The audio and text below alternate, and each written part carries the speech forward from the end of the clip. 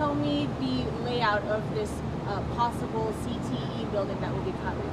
Sure. So the bond referendum that's being proposed to voters right now includes a couple of moving parts. The first of which being at the high school campus is that we would move the existing baseball field over next to the junior high. This is next to the softball field. This gives us a baseball and softball complex, but we do this for the purpose of moving 3 of our high-performing, very popular programs, CTE programs, which include construction, automotive, and welding.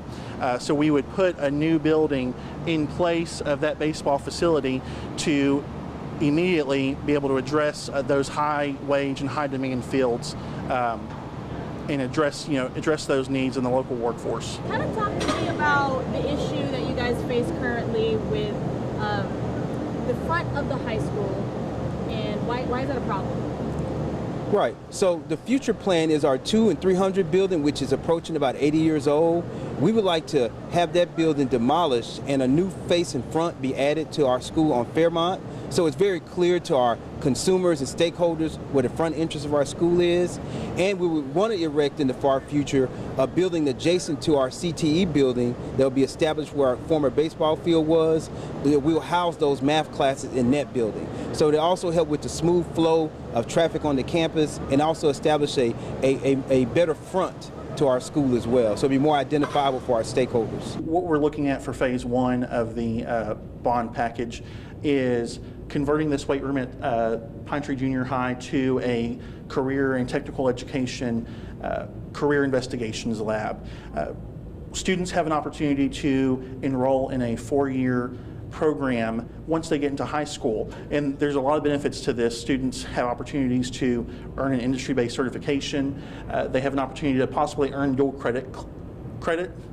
They have an opportunity to earn dual credit through community college here in town, and they also have the opportunity to go off and go to work and experience these industries before they invest in further training once they graduate. So this is a really important piece to this puzzle when we're talking about developing that future pipeline for workers and skilled workers in Longview and Gregg County and all of East Texas. We want students to be able to come in and really experience hands-on projects, experience health science, get to do hands-on projects for welding and virtual welders and utilizing that technology so that when they get to the high school level, they are better informed on what that 4-year CTE program is going to look like for them.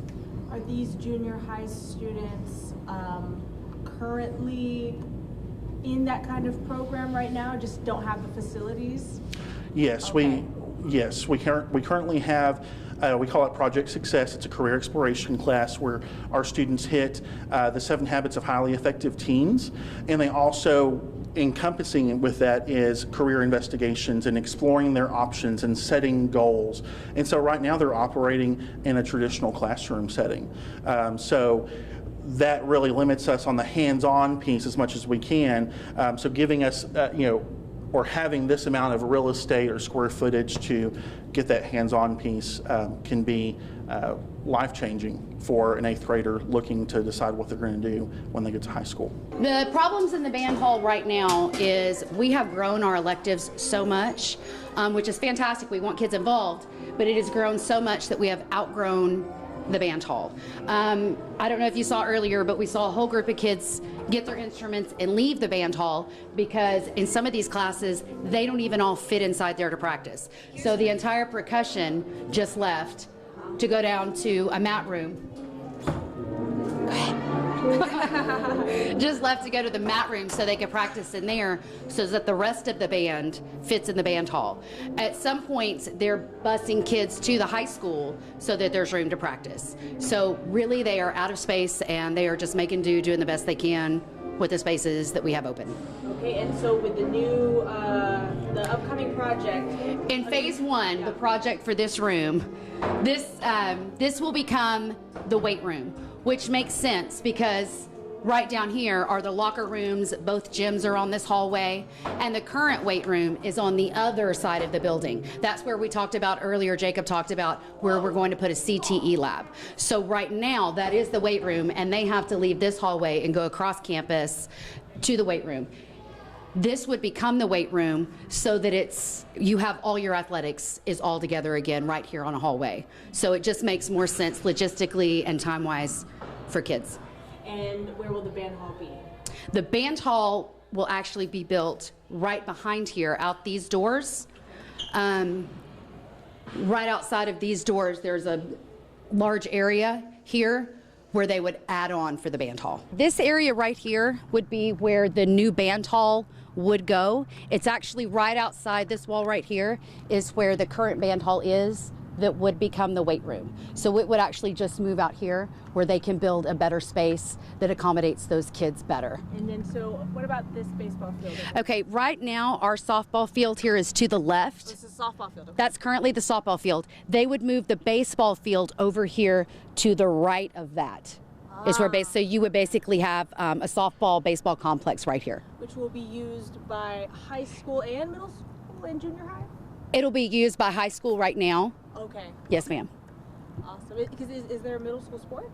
There we have a ton of sports at middle school, a ton of athletics at junior high, but currently right now we don't have softball or baseball at the junior high level. That is a high school level right now. High school level. Okay, got it. Parkway is on the list, specifically the cafeteria. So can you kind of just talk about what are the problems that are here at this cafeteria, and then what is to come? Okay. So the cafeteria is a concern because we have approximately 650 kids and a short window of time to get the kids in and out. So our cafeteria space is quite small for that many students plus guests. We have a stage here, but we're unable to use it for big events because you can't fit parents and all the students into one area. So they're going to be expanding the cafeteria and then making our kitchen that serves our students a little bit larger as well. Tell me about the need for bigger music and art space here at Parkway.